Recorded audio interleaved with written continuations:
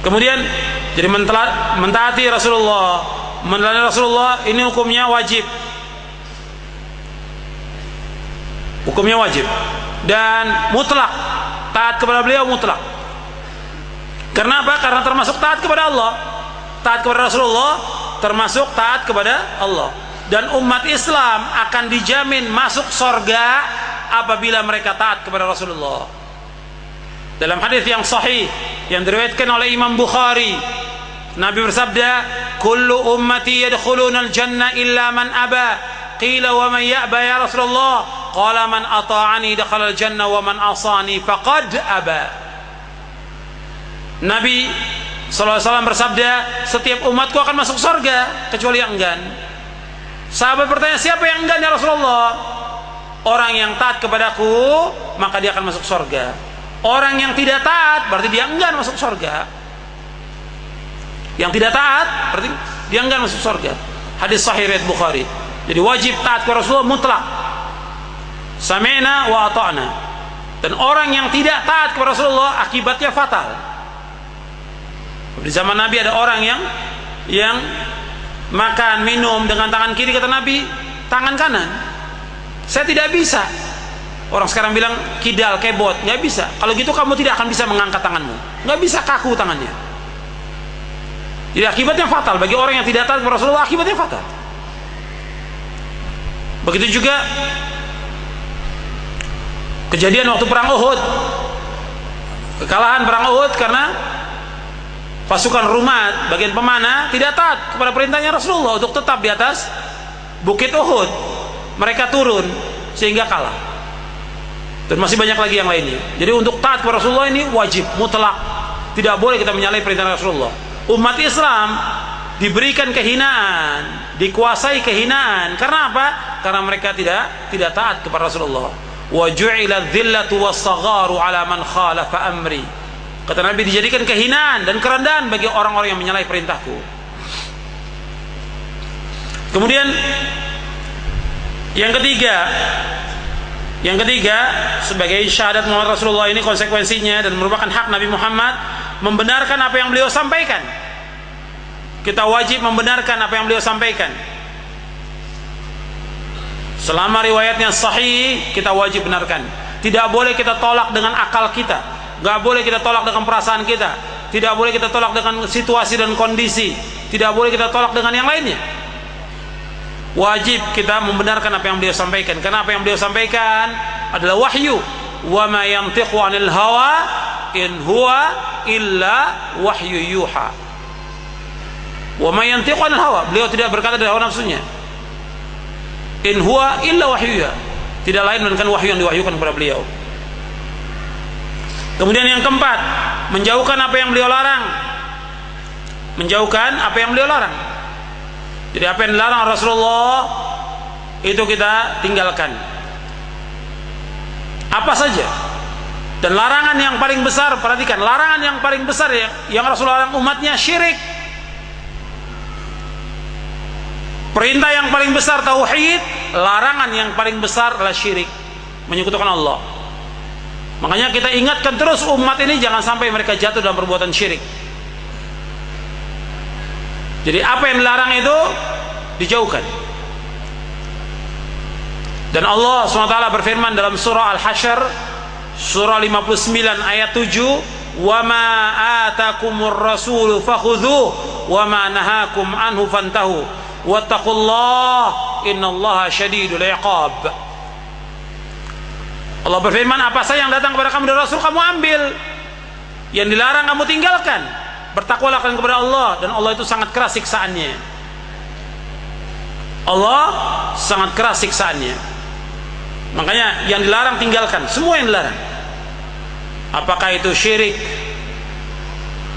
kemudian khamar, judi, perzinaan, durhaka kepada orang tua, semua yang dilarang itu tinggalkan. Dan banyak sekali larangan Rasulullah SAW yang harus kita jauhkan dan kita tinggalkan. Jangan sampai kita lakukan, karena akibatnya fatal. Kemudian yang kelima, wajib berhukum kepadanya. Jadi apabila ada perselisihan, maka kita kembalikan kepada Rasulullah SAW. Bagaimana? yang beliau putuskan.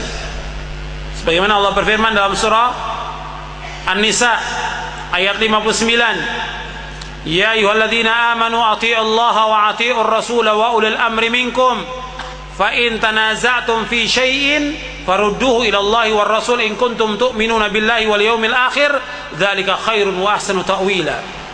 Yang keenam, wajib ittiba kepada beliau.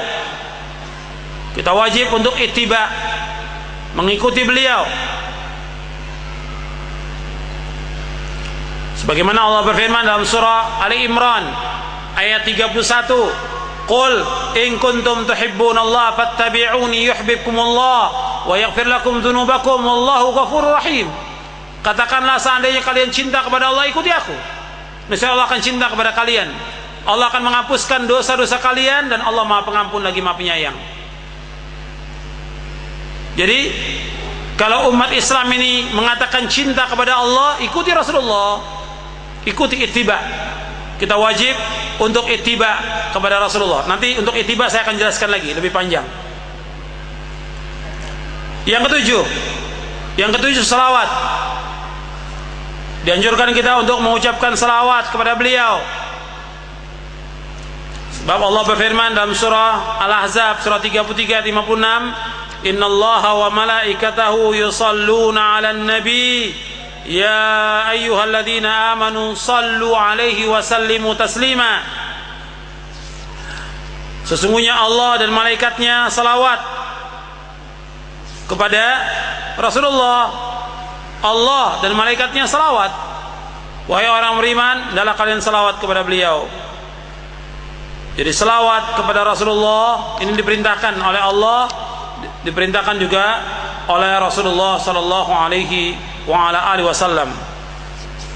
Dan salawat ini manfaatnya sangat besar. Kita sekali salawat kepada beliau, Allah akan salawat kepada kita 10 kali. Man shalla alayya wahidatan sallallahu biha asyran. Barang siapa yang salawat kepada aku 1 kali, Allah akan salawat kepadanya 10 kali. Jadi salawat Allah kepada beliau itu artinya Allah memuji beliau di hadapan para malaikatnya. Innallaha wa malaikatahu yusalluna 'alan nabi. Allah dan malaikatnya salawat kepada nabi. Salawat Allah kepada beliau artinya Allah memuji beliau di antara malaikatnya.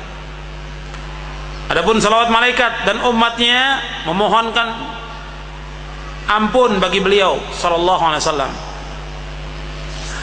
Dan antum bisa lihat tentang di antara manfaat dan juga tempat-tempat salawat di halaman 253 mulai dari halaman 250 dan seterusnya. Salawat ini dianjurkan. Tapi ingat, salawat ini harus yang sesuai dengan sunnah. Salawat yaitu Allahumma salli wa sallim wa barik ala nabiyina Muhammadin sallallahu alaihi wasallam, atau Allahumma salli ala Muhammad wa ala ali Muhammad kama sallaita ala Ibrahim wa ala ali Ibrahim innaka Hamidum Majid. Allahumma barik ala Muhammad wa ala ali Muhammad kama barakta ala Ibrahim wa ala ali Ibrahim innaka Hamidum Majid. Ini salawat yang sesuai dengan sunnah. Dan ini kita baca di waktu salat, dibaca ketika selesai azan, kita baca ketika kita berdoa, dibaca ketika khutbah, dibaca ketika kunut, dibaca ketika khutbah Jumat, khutbah raya, istisqa, dan yang lainnya. Ketika masuk masjid, keluar masjid, yang lainnya banyak disebutkan oleh Imam Nuqayyim. Ada 40 tempat. Keutamanya pun banyak sekali. Tapi ingat, salawat ini harus sesuai dengan sunnah. Salawat ini harus sesuai dengan sunnah. Dalam Islam tidak ada yang namanya salawat badar, tidak ada. Nabi tidak pernah mengajarkan salawat badar.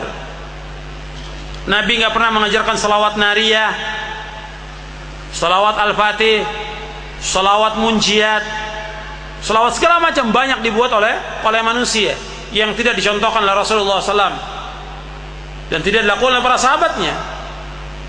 Salawat yang ringkas yang kita baca yaitu wassalatu wassalamu ala Rasulillah, atau Allahumma salli wa sallim wa barik ala nabiyina Muhammad sallallahu, atau salawat yang kita baca dalam salat Ibrahimiyah, Allahumma salli ala Muhammad wa ala ali Muhammad kama sallaita ala Ibrahim wa ala ali Ibrahim innaka Hamidum Majid. Allahumma barik ala Muhammad wa ala ali Muhammad kama barakta ala Ibrahim wa ala ali Ibrahim innaka Hamidum Majid. Ini ada beberapa macam selawat yang antum bisa lihat dalam kitab sifat salat Nabi